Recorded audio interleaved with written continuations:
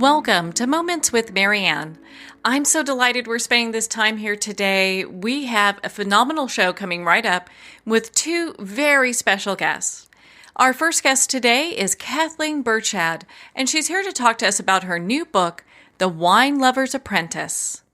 Now, Kathleen has 15 years experience in the food and wine industry and has honed the art of matching people with wine. Through her company, Fine Wine Concierge, she advises clients on building wine collections and organizing their cellars.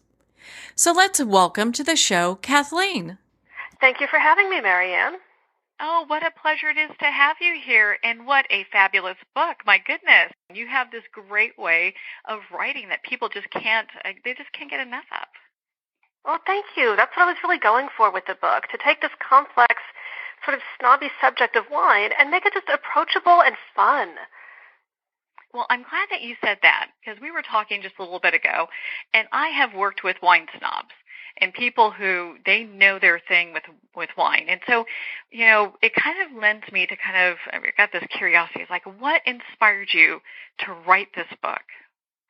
It was really inspired by the students that I teach. And my approach is to take the snobbishness out of wine. And kind of back in the day, you kind of had to be a little bit snobby because vintages weren't as consistent as they used to be. And you kind of had to know what you're doing. And wine was expensive. And all those holdovers, though, haven't gone away as wine sort of as an industry and as a consumer product and something we enjoy. It's just exploded. You can get all sorts of wines from all sorts of places at all sorts of price points. And it's so much fun to explore those, but people still get so nervous about, am I drinking it with the right glass? Is this the right wine to pair with my food? And my goal is just to really break it down into such simple bites that even in our busy, crazy, moving so fast society, you can just take 5 minutes and then come away with an understanding of what a Bordeaux wine is, or how to order wine in a restaurant when you're looking at a wine list, and just make it easy for people to understand some of the fundamentals that can get lost.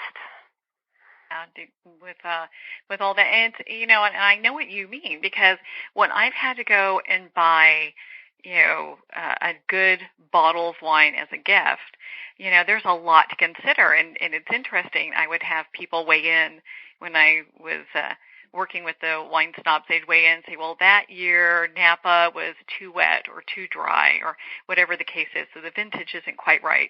And so it does get a little confusing when you're thinking, gosh, how do I even start? How do I even know what to choose?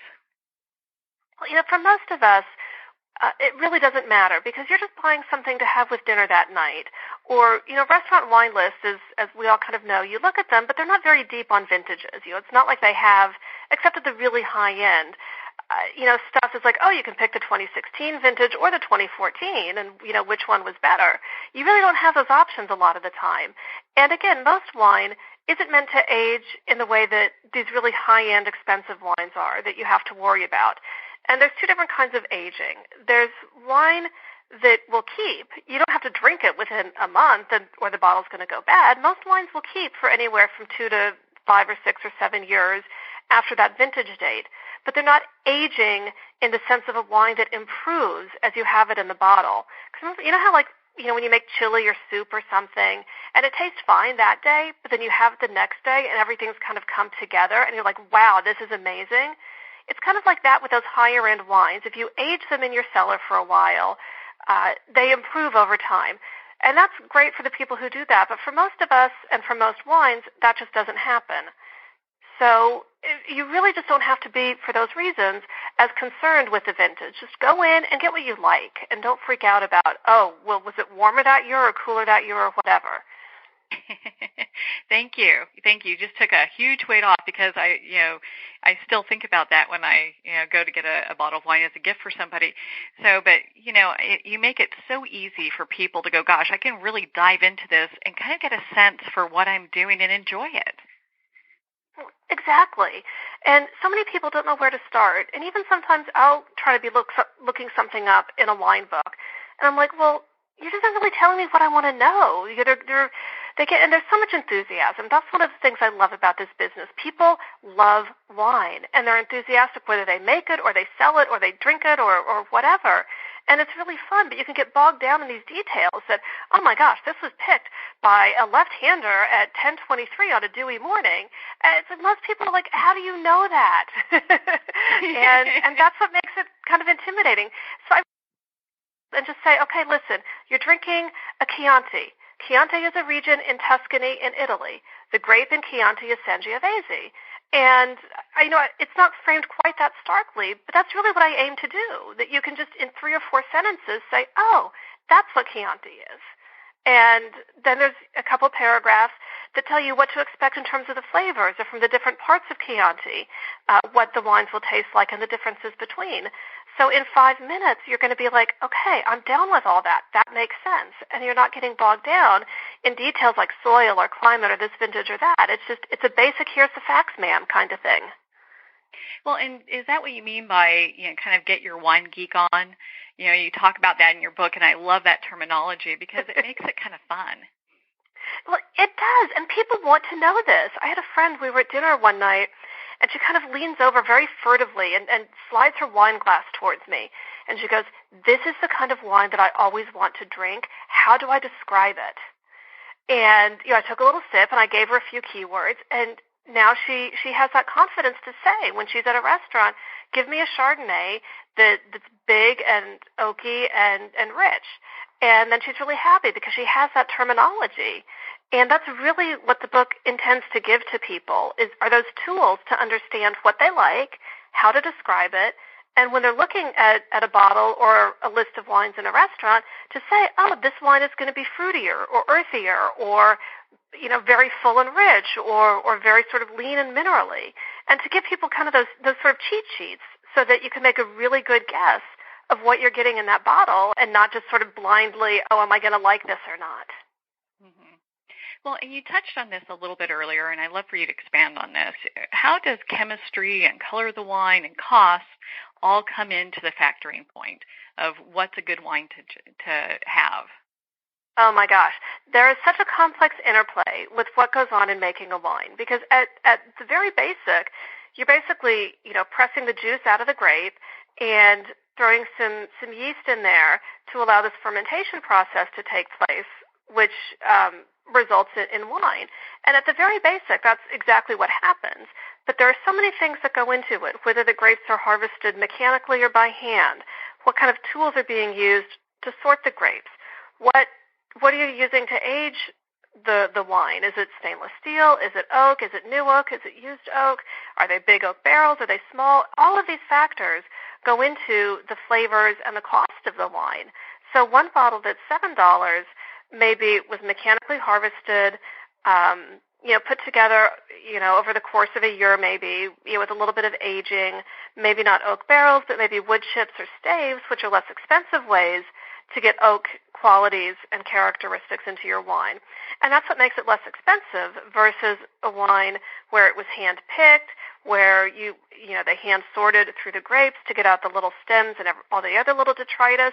And then they might have aged it in oak barrels, which cost thousands of dollars. I mean, you can spend $4,000 on a barrel, and it gives you 25 cases of wine. So that math versus, $100 or $500 for staves, you can see how the cost really differ there. Wow, and that's just an amazing, when you look at how it's made and you get to all of that, it really is amazing what goes into making a bottle of wine good. And well, it's funny that you say good because in my mind there are two definitions of good. There's a good wine in the sense that it's a wine that's properly crafted. It's balanced. It has the right sort of combinations of acidity and tannins and flavors, and it's just really properly made. But then the wine, there's the good definition that's your personal definition, as in, do I like this wine? Is it good to me? And it can be a technically perfect wine, but if it doesn't suit your palate, then I can tell you this is the best wine in the world and it costs hundreds of dollars. And if you're like, I don't like it, then it's a bad wine for you. So don't get bogged down too much in what is a good wine versus a bad wine, because it's really, sort of on the palate of the beholder, as it were. I understand that completely. I've had wine before where they're saying, oh, this is hundreds of dollars a bottle, and it was horrible. Yes.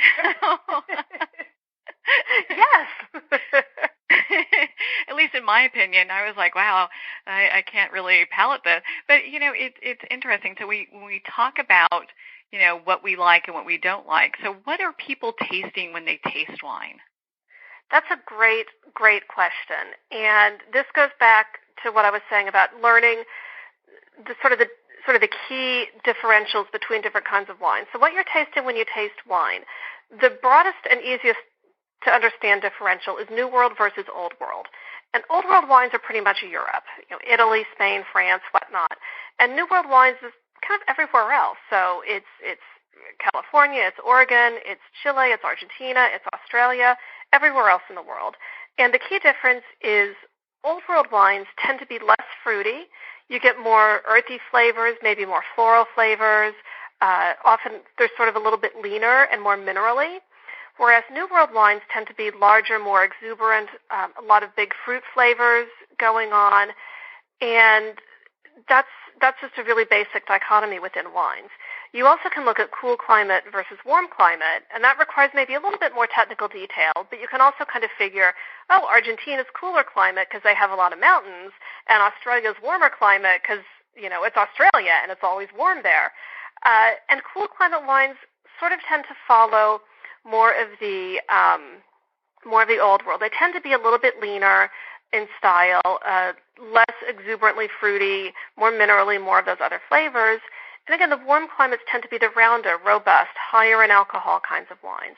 So when you look at kind of just those two factors, you can get a really good idea of what you're going to be getting in the bottle. Oh, that makes it so easy how you break that down. And so, okay, we talked about the restaurant wine list a little bit. So what if you show up at a restaurant and you're like, okay, I'm having steak, but I don't know what to order. What would you suggest? Or how can people better understand what's good for them as far, well, not good, but like what's appropriate to order with the different meals that they're having? So there's a couple of ways to start. And the first is really look at your budget. And don't feel if you're having steak that you need to order that $150 Napa Cabernet. You can find, if that's not your budget, if it is, great, go for it, have fun. But if your budget is $50, try to look for something, maybe a Cabernet, but from a lesser-known region. Wine is very economically driven. The best grapes are going to go into the highest priced bottles, and it kind of trickles down from there. And likewise, a Napa Cabernet is going to cost, because it's Napa Cabernet, way more than one from Chile, because Chile doesn't have as much sort of popularity and name recognition. So that's one thing to keep in mind when you're looking and ordering. So have your price point in mind, and don't be embarrassed or afraid if it's a lesser price point. A good wine list wants their customers to be happy whether they're spending $40 or $140. But then the other thing to consider when you're pairing with foods is kind of the old white wine with fish and red wine with meat has gone a little bit out the window because some people just don't like red wine, but they still want to have that nice juicy steak. So look at the heaviness of the wine compared to the heaviness of your food, and you want to match heavier wines with heavier foods and lighter wines with lighter foods. So maybe you're having a Dover sole, but you want, this is going to be a really bad example, but a lighter fish. Pick a lighter red wine. If you're not a white wine person, pick something like a Pinot Noir or a Grenache that's very soft and very easy. Likewise, if you want steak, but you're a white wine person, maybe a really big, rich California Chardonnay will go with that if that's what you prefer. But again, Cabernet is a heavier grape, so if you just like that red Cabernet match with your steak, go for it. But consider that just match light to light and heavy to heavy, and you really won't go wrong. So because you've got such great experience with this, let's say someone's in the grocery store or the liquor store, package shop, whatever they call it, and they're trying to decide on the perfect bottle of wine to take to a dinner. What would you suggest for some regions that they can kind of consider that's maybe out of the box? Totally. Chilean wines are really phenomenal in terms of they give you a really good value for what you pay for them. And when I say what you pay for them, they tend not to be expensive wines. You can get a really nice bottle for, like $20, $25. So it's going to really keep people happy. So Chilean is something I always like to look for in that kind of situation. They also tend to be very food friendly. So whether you go with red or white, it'll be something that your host, if they want to serve that night, can certainly serve. Look also sort of just for medium, kind of medium-style grapes that go with everything. Pinot Noir, Grenache are really two good reds that go with everything. Merlot as well.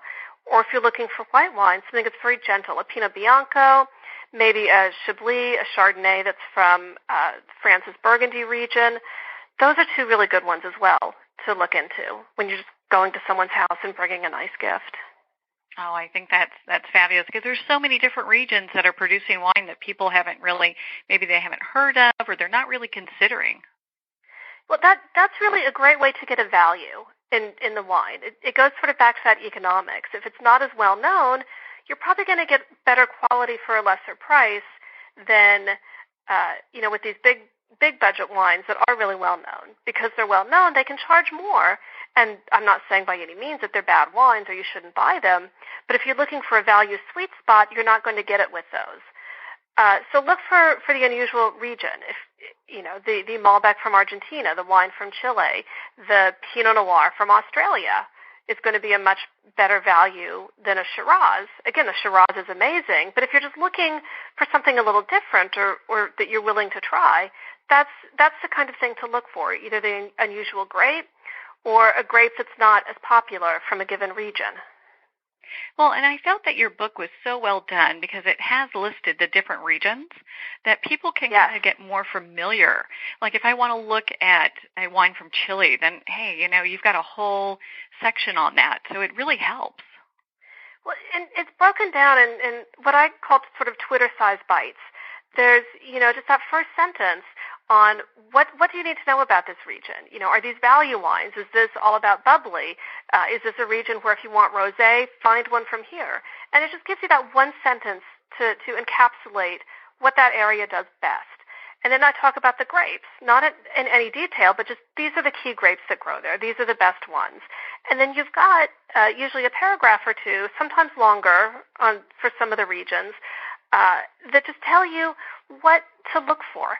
When you're looking on the label, a particular region or a particular area that offers the best value or the best quality. And it's right there in just a couple of pages, and boom, you can understand it. It's perfect. What is, because I'm sure you come across people that have tons of questions for you in regards to this. What is the number one question you seem to get from people? Oh, that. I know it's like, there's a lot there to work with, right? there is so much there to work with because everybody sort of has their own little wine bugaboo, and so it's really hard to encapsulate just the one, but it's really how do I know what to buy, and that is such a personal question. But what it comes down to is understanding, sort of your palate and the types of wines you like, and then seeking those out is really the best way to achieve happiness with and become one with your wine. Well, I guess it's all in the exploring and kind of discovering, maybe as you're saying, like the different wines, which ones you like, which ones you don't, and just kind of going with that. And, a really good guideline to follow is what I sort of call the rule of specificity. And that means when you're looking at a label, the more specific it is, the better the wine is likely to be. So, for example, you see a wine that's labeled Merlot, California. That means that the grapes in that wine are sourced from all throughout California. So that's not a bad thing. It just means you're getting a wonderful assortment of fruit from throughout the state. But then you might have a Merlot that says from Paso Robles. So now you're getting a little bit deeper. It's not just from California, but it's from this specific area within Southern California. And then you might see a wine that says, Merlot, Napa, St. Helena. So again, you're becoming still more specific, and you're kind of going up the price point generally as you get more specific as well. So you know that those grapes in that Merlot come from the St. Helena region of Napa. And then you sort of get to the highest level, and you'll see the region and then the specific little town, and then you'll see, from Joe's Vineyard. So looking at the bottle, that vineyard is from all the grapes in that wine are from Joe's vineyard. So the more specific, generally speaking, the better quality wine, but also the higher the price point. So when you're looking at that wine list or kind of comparing two bottles in a store, you can use that to think, oh, this is probably going to be a better quality wine than that one, but I'm just going to a barbecue, so that one is okay. Mm-hmm. Well, and again, like California is such a huge state, so to be sourcing grapes from all over California, it would kind of lead you to go, gosh, it's not necessarily that it's bad or not a desirable wine, but it doesn't really give you that pinpoint information. And so when we look at that pinpoint information, what is the reason we're looking for it being so specific? And I want to say this, I get California, but this applies to French wines, to Australian wines, to anything you're really looking at. And one of the rules in labeling for wine, and this is pretty universal, is, you don't really want to cheat the consumer, and say, well, these grapes are all from California, but, half of the batch was from St. Helena, so I'm going to say that it's, all from St. Helena. You're not allowed to do that and kind of fudge things. So what it really just tells you is it just gives a good quality and price guideline for what you're doing. Mm-hmm. So the basic wine, from California, Australia, or wherever, is going to probably be technically good, like we were talking about. But as you're drinking it, you might be able to identify a few flavors in it and say, oh, this is nice. It has, some dark berry, or, I get a little bit of cola flavor or whatever. But it's really not going to change in the glass, and you're not going to get a whole lot of different flavors. But when you get to that wine that's sourced from that specific vineyard, there was a different level of attention and a different level of care given to it. So when you drink that wine, you're going to say, oh, wow, this has a lot going on here. You're going to get maybe more aromas, be able to pick out 5 or 6 different kinds of flavors, 5 or 6 different smells that you get in the wine. And it might change, too, as you go through the bottle. What your last glass might taste a little bit different from your first glass because those flavors will have changed and evolved. So that's really the main difference. It's not that one is inherently superior or better than the other, but you do have sort of a continuum of quality that you're going to get better in that more specific wine than in that California wine. Okay. Not to pick on California, because those are really good wines. We're just using them as an example, because you can go to the store and pick up a wine that's from California. They have great wines. And, and it's interesting because you'll go, like, at some of the different stores, they'll have listed, like, how many points each wine has. And could you talk about that a little bit? Absolutely. So most critics do give a point system to their wines, usually 100 points or 5 stars or whatever. And the key to that is really, if you want to go by those, find a critic whose palate matches yours. It's like you were saying earlier, that you were tasting this wine that people were telling you was amazing, and you're like, I just don't see it. So it's the same kind of thing. The critic can say, this is a 95-point wine, but if your palate differs from theirs, if you like different things than they do, you're going to sort of go, But then that 89-point wine from somebody else, you're going to think, wow, that's really amazing. So it comes again to kind of knowing what you like and identifying those reviewers or those review sources whose taste matches yours. And then you can, definitely go with the numbers and not worry about it. I think people take those reviewers so literally when they see them. They're like, ooh, this one has this, and not really realizing that we also have to look at the palate. And because I've done that, go in and go, oh, Sheila, this one looks like it has a high rating. And there's a lot more to consider, but there's a lot of freedom with that. Well, exactly. It's really good for a guideline, and especially if you're concerned, like if it's a gift for somebody, you're taking a bottle of wine to dinner, then that can certainly be a really helpful thing to use. But it's like sometimes, a friend is like, oh my God, this is the most amazing book, you should read it, and you can't get through page 6. It's not that it's a bad book or that your friend is wrong. You just have, you just thought different things about the book. And it's really just the same way with wine. Yeah. It's, again, people sort of put it on a pedestal. Oh, it's wine. But it's no different from a friend loving a book that you can't stand. Well, that just breaks it down completely. Well, and so it makes it really easy. It's like, some people, like a certain type of cake, while others don't. It's just a personal preference. Exactly. Well, and so let's get to the thing that you talked about when we first started this conversation, and it's the wine glasses. I know a lot of times people are like, "Ooh, which one do I use? Which one should I get?" What's an easy way for us to kind of understand which ones either we should be using during a service, as a table setting, or ones that we should be using with different wines? It's really up to the individual, and I know I'm not making it easy at all. It's up to you. It's your palate. But it really is up to the individual and how fancy they like to be.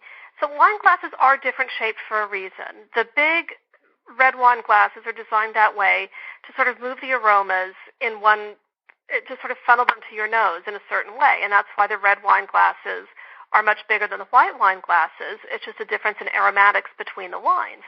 And, the white wine glasses are skinny. But I come from a family with kind of larger noses, and nobody liked to drink out of the white wine glasses because they were so skinny and narrow. And so even white wine, we would drink out of the red wine glasses just because, it was more comfortable, and you can also pour more wine into it that way, to be honest. But I have a friend who, went to Italy, and all the old guys, were sitting there drinking wine out of their little tumblers, and she thought that was the funnest thing. So she serves her wine out of little tumblers because she doesn't care about the aromatics. So if it's something you don't care about, serve wine out of your little tumblers or your Flintstones glasses or whatever. But if you really do want to try to capture the aromatics, get the larger wines and have fun sniffing and comparing and tasting the different wines. Just go with what suits you. I love that because there's no pressure, and as far as, because I think a lot of people look at this, go, gosh, I got to get this right, and they feel kind of pressured to, make sure that they have everything perfect when there's a lot more flexibility in, enjoying wine than most people think.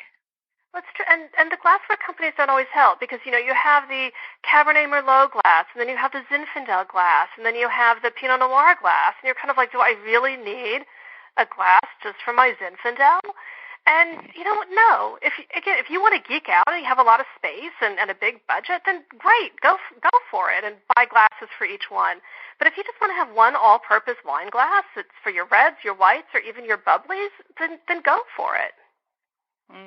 Well, yeah, I don't think most people have all the storage space for all those type of glasses, to be honest. Well, and again, we're so much less fussy now. I mean, who has sets of china? Who, has sets of silver? That's not as done as it used to be back in the day. Entertaining is so much more casual. And if you just want those nice stemless wine glasses because you can throw them into the dishwasher and you don't worry about tumping them over, then embrace them and love them and use them. Well, and I love that because it just makes things so much more relaxed, and that's what our communities are really looking for nowadays. Is something that's not so high on like the etiquette list as far as wine's concerned. Exactly. Just have fun with it and enjoy it. That's really what it's all about. I mean, I think we've all had the great experience. Where you go to dinner with friends, and maybe you're on their back deck. And you linger over wine and food and good conversation. And I think we all have those experiences. And that's what, to me, creates this whole memory. It's that whole combination of the food and the wine and the good friends. Well, and so, I've got a question here because when we talk about wine and how long it keeps, what is the general rule for reds and whites? So red wines tend to keep longer than whites because they have these things in them called tannins. Which is probably not really relevant to most of you, but that's why. White wine generally keeps about 2 to 5 years from the vintage date. And the vintage date is simply when the grapes were harvested. So if it says 2015, if it's a wine from the northern hemisphere, it was harvested in the fall of 2015. If it's a wine from South America or Australia or South Africa, it was usually harvested 6 months earlier in probably February or March of 2015 or whatever the vintage year is. So a white wine will generally keep from 2 to 5 years from that vintage date. So if it's, again, 2015, because it's easy math, then you want to drink it before 2020. And it's not that the wine is going to be same quality, same quality, same quality. Oh, it's 2020 and it drops off. The quality might or might not. It kind of depends on the wine, but the quality might be declining, over that time. The wine will be fresher the earlier you drink it. And for red wines, that guideline is usually 5 to 7 years from the vintage. For higher end wines, it can be 7 to 10 years.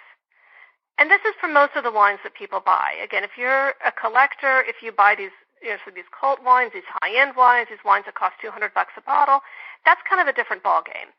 But for 99% of what you or I or anybody else drinks, 2 to 5 years for white wines, and for red wines, that really 5 to 7, maybe 10 years. Okay. Well, that's really good because it gives people kind of a reference point and some idea of like, oh, okay, how long should I keep this? And right. I know that everyone has different thoughts around that. Right. And again, and price point will give you an idea too. If it's a $10 bottle, even if it's a red wine, it's probably not going to last for 10 years. It's probably going to start going bad, by maybe the 5 or 6 year. And, as you sort of go up to more expensive wines, you have a little bit more leeway and a little bit more time. But part of it also depends on your storage. And if you have like a wine cellar and a consistent temperature or a little wine refrigerator, that's great. Stick your wines in there and you definitely don't have to worry about them as much.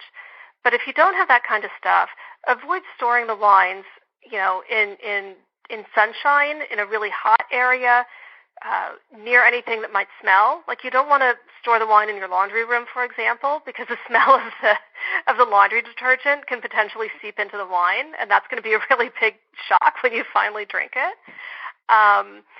But try to find somewhere that's sort of a cool temperature, a little bit dark, and a consistent temperature. You don't want the wine 90 degrees one day and 50 degrees the next day, and up and down. Try to find somewhere that's a generally consistent, cool temperature. Well, that is perfect.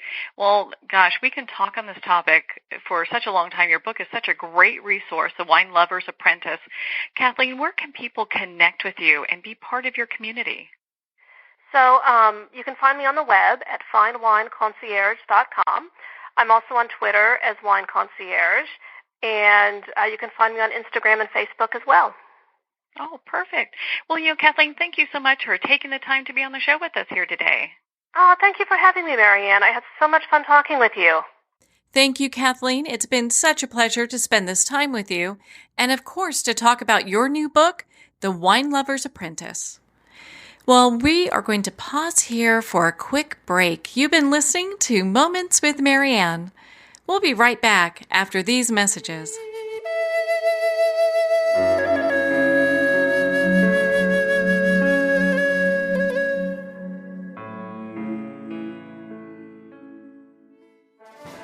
Internationally recognized and award-winning author Judy Goodman works and teaches outside the box of limited thinking. Working with people from every walk of life, her goal is to empower you to be the best you can be, no matter what the challenge is. Born with the gift of seeing beyond our normal vision, she has an extraordinary gift of working with every challenge. Teaching beyond conventional wisdom, her work is described as life-changing. Visit judygoodman.com. That's judygoodman.com.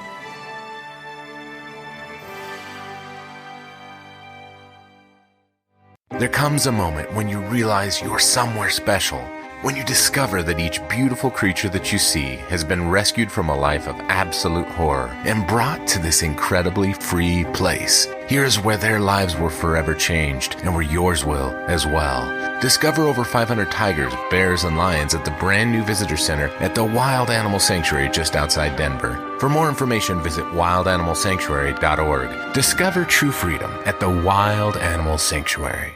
Have you ever had the sense that your thoughts might actually be doing something? Ancient secrets of manifesting have been masterfully revealed in the award-winning book Manifesting 1-2-3 by Ken Elliott. For the first time, the author's experiences and stories in this book describe exactly how your thoughts can create anything. You've been doing this all your life, but it's never been fully explained for you until now. Visit manifesting123.com for more information today. Manifesting123.com.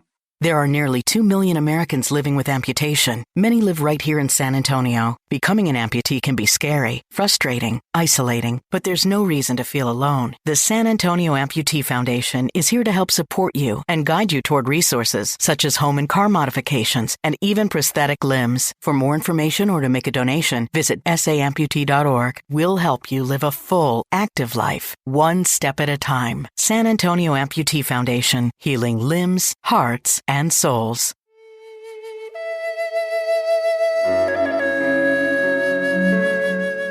Welcome back to Moments with Marianne. So our next guest today is Emily Ann Peterson, and she's here to talk to us about her new book, Bare Naked Bravery. Now, Emily Ann was diagnosed with a degenerative neurological hand tremor, which forever altered her 2 decades of livelihood as a cellist and a cello teacher. Refusing to lose her life's love for expression, she knew she had to be brave. And today she's going to share with us exactly that. So let's welcome to the show, Emily Ann. Thank you so much for having me, Marianne. So good to be here. Yeah, what a pleasure it is to have you here. And my goodness, your book, is such an inspiration. I was really impressed by it. Oh, thank you. Thank you. I definitely did not set out in this whole journey to write a book. So the fact that it is now in existence is still kind of weird to me. Well, why don't we start off with the inspiration behind this book? Because it's interesting, just what motivates a person to start writing down part of their path. And, I mean, you were pretty honest about quite a few things in here. You're very vulnerable in it. Mm-hmm. Yeah, that choice was a tough one to make because, when I was in the book research portion, I was thinking, I'm going to have all these interviews and then I can just use those people's stories in this book to, share, examples and proof that some of these theories are pretty legit. And then I realized, if I'm going to write a book about bravery and I'm not going to be brave in the writing of it, that's pretty lame. So I made an express choice, a very specific choice to not use any of anything but personal examples for that reason. So like a 180 turn for you in some ways, Yeah, it was kind of like it was really just that if I'm really going to write a book about bravery and I'm not willing to be brave myself, that doesn't say a whole lot. And bravery is not intended to feel like completely absent of fear, or like discomfort, or I should say comfort. You are going to feel uncomfortable when you're being brave. Like otherwise, it's not really brave. If it was easy, they wouldn't really call it bravery. So, to answer your question, though, I started this whole thing because I knew I had recently been diagnosed with an essential tremor in my right hand. And as a full-time cellist and musician, that was really bad news. I had no idea at the time that my entire livelihood, like everything in my life, revolved around the stability of my right hand. And when I was watching my life kind of crumble, I recognized that I had no clue what it meant to be brave, truly. Like I was, there's a lot of books out there about fear. And Brene Brown talks a lot about courage and wholeheartedness and belonging, and those are all subjects that surround bravery, but I couldn't find a book out there that was like, oh, here are all the ingredients of bravery, here are the 3 reasons why we're brave, and so I wrote it.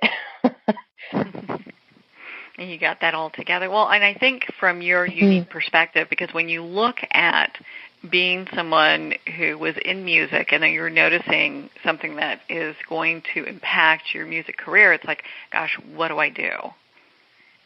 Mm-hmm.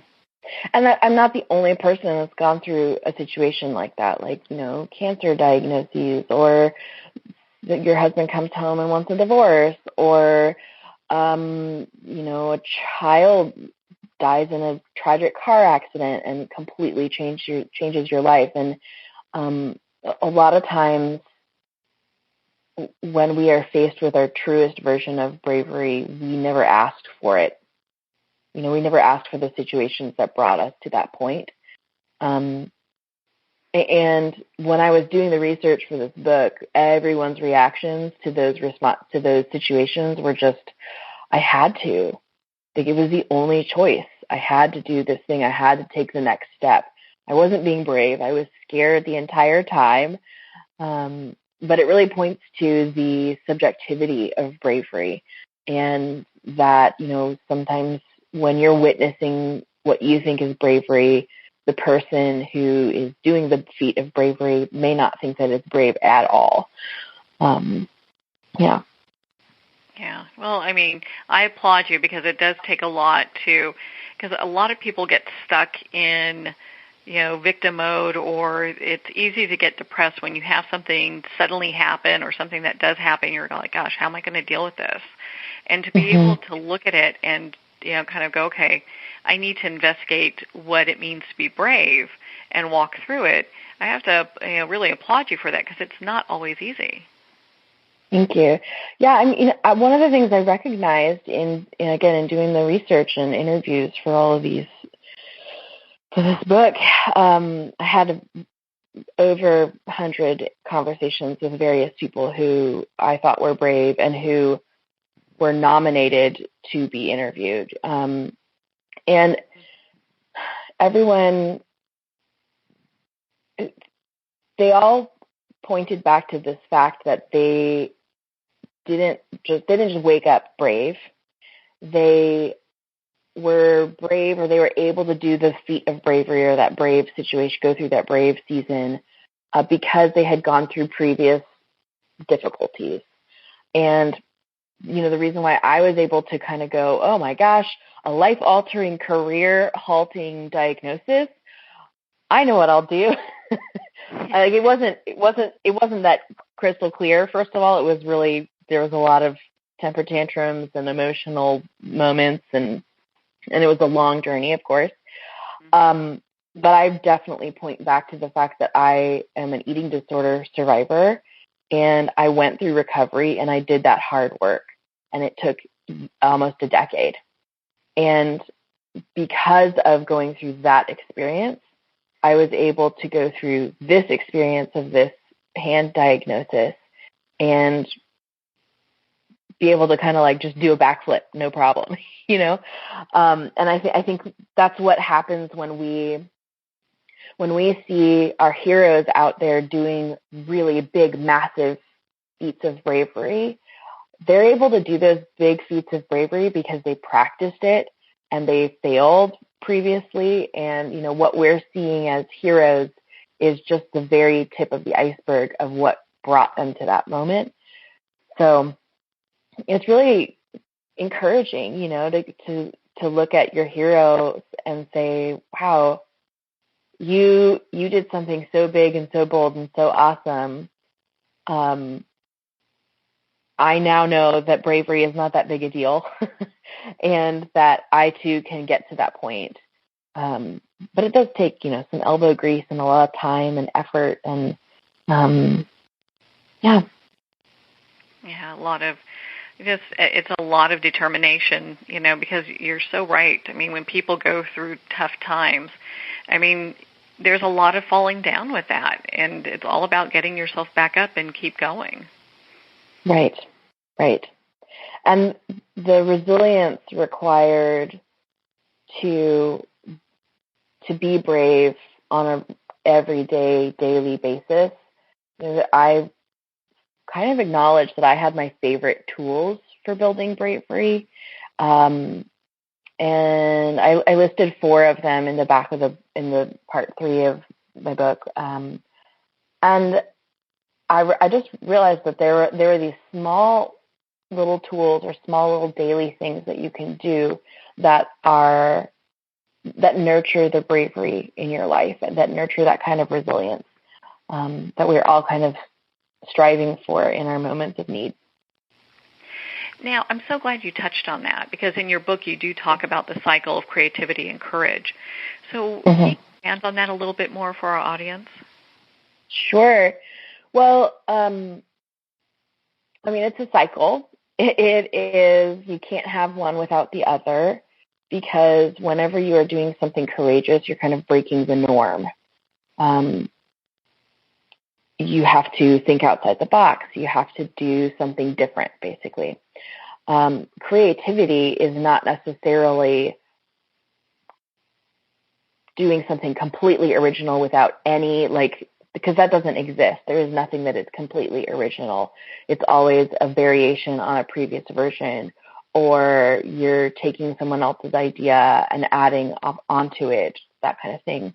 And so because of that, there's this cycle. You just can't have, courage begets creativity, and creativity begets courage, because in order to be creative, you have to be courageous, and vice versa. So that's one of the beautiful parts about this, this framework that I discovered in my research, was that bravery doesn't have to look like everybody else's. Just because somebody responded to their breast cancer diagnosis in a certain way does not mean that you need to or should respond that way at all. So kind of releases you from the constraints, the societal constraints on, what may be expected from your situation or from your bad news or good news even, So. Well, I think that's probably a big relief to many people, because a lot of times folks think, oh gosh, I need to, my bravery needs to look like somebody else's bravery. And they can kind of compare it, to some of the extreme. We look at Navy SEALs and their bravery, to, single moms that are, have a diagnosis of cancer, and yet they're still kind of moving through each day as best they can. So you look at these different forms of bravery, and I think it really helps people not feel like I have to be one or the other. Right. And cause I'm a songwriter now. Now that I have finished this book thing, I get to go back to doing songwriting, and I am constantly having to remind myself, because there's not many songwriters who have a book out in the world. There's also not many songwriters who are going about creating their career in the way that I am doing so. And yet every other songwriter out there in the world is very unique. They're putting their own spin on the songs that they're creating and putting out into the world. And so you're right. It's very subjective. And when you recognize that, wow, my bravery doesn't have to look like everybody else's, you start to understand industry best practices, or, how your publicity campaign doesn't have to look like everybody else's, because you're very unique. And those are some freedoms that you get to have when you understand exactly what are the ingredients that go into bravery. And it makes those kinds of decisions, like, do I take career option A or career option B? You can go through that and go wait, according to these 12 ingredients of bravery, option B is the clear winner here. And you can make those decisions with a little bit more confidence, even if they are still a little bit scary and intimidating. You still know, no, that's you're not second guessing yourself, basically. So it's been a really beautiful tool for myself. Obviously, I've gained a lot of knowledge and wisdom from it, and I'm so grateful for it. But it's also been really great for my clients and my other colleagues as well, who are going through, they have their own external or internal constraints on their life and their business, and it's been a really awesome framework to make decisions through. Well, and I know in your book you talk about the different types of bravery. Why don't you share some of that with us, and how did you discover that? Sure. So there are 3 types of bravery. There's 3 forms of bravery. The internal bravery is the kind of bravery where my go-to example for this is like going through a divorce, because it's pretty common. So if you are sitting in the car, you're by yourself, and it's the first time you said out loud, I think I need to get a divorce. That's internal bravery. You're acknowledging to yourself that something big has just happened or is going to happen. External bravery is if someone else is in the car with you, and let's say it's a good friend, and you say, I think it's time for me to get a divorce. If they are in an understanding that what you just did or said is a brave thing, then that is external bravery. There's this kind of mutual understanding that bravery is happening.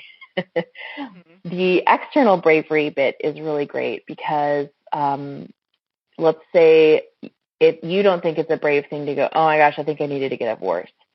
But if your best friend sitting in the car is silently thinking that to herself about her own marriage, and she's not yet at that point of announcing things to the world, she may look at your exclamation and go, wow, that's such a brave thing to be able to like just make those statements and come out of the closet like that.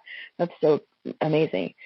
So that resonant bravery is the third form of bravery. And it I think is one of the most powerful parts of bravery, because that's what makes bravery contagious. You see somebody doing something brave, and then you yourself feel a little bit more brave to do whatever piece of courage you need to do next. Yeah, I mean, it's interesting how, when people are going through certain things, it seems like, a lot of people keep stuff to themselves, and when someone voices it, it's like, oh, I'm going through the same thing. Yeah, yes. It's you are not alone in needing to feel courageous, or your act of courage, that you're not alone at all. That's very encouraging. Well, and I know you also talk in your book about fairy godmothers. So who are those folks? Yeah, in the book I'd say that they wear socks with sandals and definitely don't wear tiaras because they're just normal people who have swooped into your life at various moments and have given you the go-ahead or the chutzpah to make that choice that is kind of terrifying. And for me, that has been, a couple of therapists, friends from time to time who've said, like, no, this is worth it. You need to keep going with this. This is the right path for you to be on. Those are fairy godmothers. They swoop into your life and they say what needs to be said that somehow is like the magic words to say, what you're going through right now should not have to be this difficult. Let's get you some help, and those are just beautiful. Like, I am so eternally grateful for my versions of fairy godmothers. And those have been mentors of mine, creative mentors, songwriting mentors of mine, pedagogical mentors from my days as a cello teacher. Those have been friends, family, but you can kind of go back through your story and pinpoint like, oh, wow, someone swooped into my life and it didn't fix everything all the way, but it certainly gave me permission to continue to do the next brave thing. And sometimes that's all that it seems like we're looking for, is that permission to move forward. It's so true. There's some really funny. There's so much that can happen when we look for those fairy godmothers too. Like when our eyes are open to the fact that they may exist and they may be wearing socks with sandals. We I have felt that when I've acknowledged that there are fairy godmothers in my life, I have been more receptive to what they have to say as well. Yeah. It just seems like they kind of show up at the right time. Well, and so when you were, going along your journey, was there anything that really surprised you that you kind of discovered? Sure, there's a lot of things that you kind of came across. Yeah, I mean, there's so much. There is, in the book writing process, I got I think a year and a half into the research process and had written one, I think by that time I had done 2 drafts of the book. And I kept doing these interviews with people, and I just kept realizing, I am still learning so much about this, and I have a feeling that I don't, even though I'm in second draft of this book, and it could be published as is, I was kind of surprised by my choice to not, to take a seat back and just make the choice to be a sponge. And I'm really glad that I did that. I don't think I would have ever chosen to spend 3 years on a book or on a project that's not music related. And I'm really glad I did, because I learned so much. I mean, that was where a lot of these, the organization of these concepts kind of came in place. So there's 3 main ingredients of Bravery, and each of those main ingredients has 3 sub-ingredients. Oh, and that makes more sense now. Okay, great. Now we can, that was easier to convey in the communication framework. So I was really glad that I took a step back and just listened some more. So, and that's a pretty standard thing for creative processes, especially for songwriting, that sometimes the song's just not done and you have to put it aside and wait a couple months and then come back to it before you can finish it and perform it and record it and do everything else. There's something about that space that it gives you this subconscious power to make connections that you wouldn't have been able to make before. Yeah, without a doubt. It's interesting. It's because I know some people that, they get through they start their process, whatever that looks like for them, and as far as writing is concerned, and they kind of, sometimes I have a group of people I know that will be it can't happen fast enough, and they're trying to get it going, and other people that just allow, and then it just kind of happens. There's something to be said about both strategies. There's definitely been seasons of my life where it really did need to happen, and I'm really glad that it did, and I wouldn't have been able to produce something if I hadn't had that, fire under my butt. So there is a time and a place for everything. Yeah, sure. For sure. Well, and so in your book, you also talk about vulnerability, and I'd love for you to share with us what that means for you. Oh, man.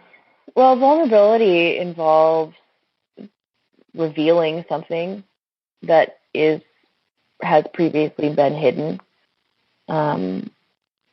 And it has a lot to do with context, and it has a lot to do with honesty and boundaries and timing, all of that. Being vulnerable is partly this choice. Well, first of all, when you're being vulnerable, you are choosing into that situation. If you haven't chosen to be vulnerable and you feel vulnerable, then you're more on the victim of a crime kind of situation, or someone has overstepped your boundaries, and then that's we're now dealing with a justice issue, not just a oh wow, I feel really vulnerable, if that makes sense. So understanding how the boundaries were set in place and understanding where they were set in place and who's in charge of lowering or raising that boundary. That's all part of vulnerability. Does that kind of answer your question? Sorry.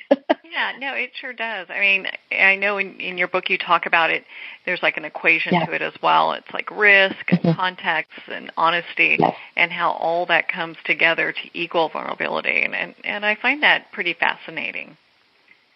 Yeah, I mean, those 3 sub-ingredients of vulnerability, honesty, risk, and context, those are, when you recognize that those are the 3 main ingredients of vulnerability, the choice to be vulnerable can be a little bit easier too.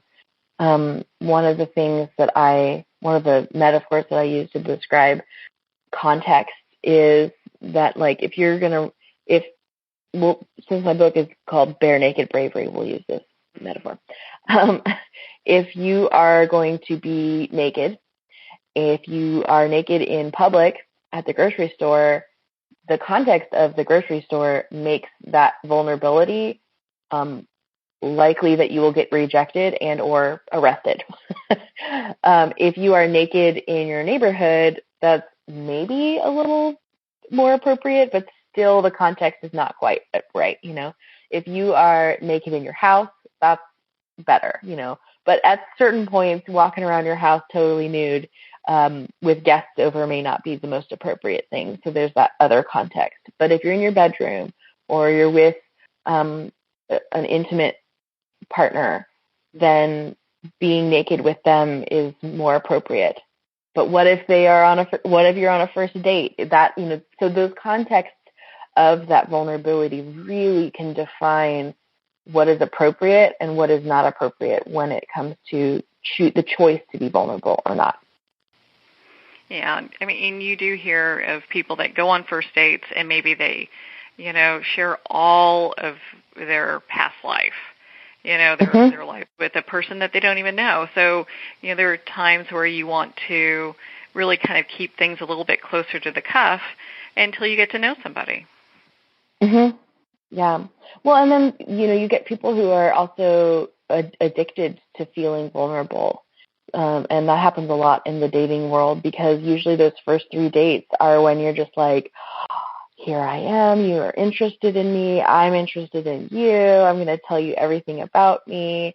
And then after that vulnerability feeling, that initial feeling wears off, they move on, and so it's just really fascinating to understand that vulnerability is a choice, first of all, and that you're in control of that as well. So understanding that really made me look at my own life and go, wow, I am definitely vulnerable, or I'm okay with being vulnerable in certain ways in my life, but there are parts of my life where I'm not comfortable being vulnerable yet, and maybe I should be. And I'm definitely not perfect. So, but having those ingredients definitely has helped me kind of stretch those boundaries and push the envelope a little. Well, and so what do you think are some of the gifts for practicing bravery in our lives? Oh, man. I mean,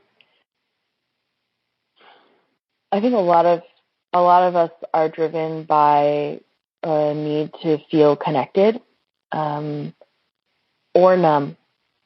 And when you truly understand what bravery is and what it involves and how it works, you are hyper aware of how your decisions affect other people and affect your own life. And you're also given this gift of purpose as well. You can kind of zoom out of the whole situation that you're in and go, wow, yes, my bravery is needed by someone else, and it is going to be worth it, and it is contagious. So I'm going to do what I can to be brave and make this thing happen. Yeah, and kind of move forward in that. Well, and I felt that your book gave some very good examples of bravery. and, one's curiosity is kind of what you talked about. And I think, that's one of the things that in life we should never lose is our curiosity. Well, I kind of have described curiosity as like the mortar in between these bricks in the wall of bravery, basically. If you can have curiosity and expression kind of mixing together all of these ingredients, then it gets a little easier for sure, because you're able to approach, especially with curiosity, you're able to approach your situation with a science mindset rather than an emotionally invested mindset, which usually different decisions happen with both of those. So, that curiosity is a good one too. It is. Well, Emily, my goodness, we could talk all day on your book, Bare Naked Bravery. It is a really fascinating book, and I appreciate the time that we've been able to spend to talk about it. Oh, I loved it too. And if you want to listen to me read it to you, I know some people love audiobooks more than real books, and I recorded the audiobook, so I'm narrating the audiobook. So even if you read it or you listen to it, I would love to hear what you have to say about it. So it's just me on the other side of my email address. So it'd be great to hear from you guys. Oh, perfect. And where can people connect with you to learn more about your book? Sure. You can go to emilyannpeterson.com, and everything that I do and free things and community-related events and newsletter stuff is all there, including book bonuses and more stuff too. So they can learn more about the book. Well, Emily, thank you so much for taking the time to be on the show with us here today. Oh, thank you, Marianne. It's been wonderful. Well, thank you, Emily Ann. It's been such a joy to spend this time with you and, of course, to talk about your new book, Bare Naked Bravery. Well, we're at the end of our time today. I would like to thank everyone for tuning in. You've been listening to Moments with Marianne. And remember, make every moment count.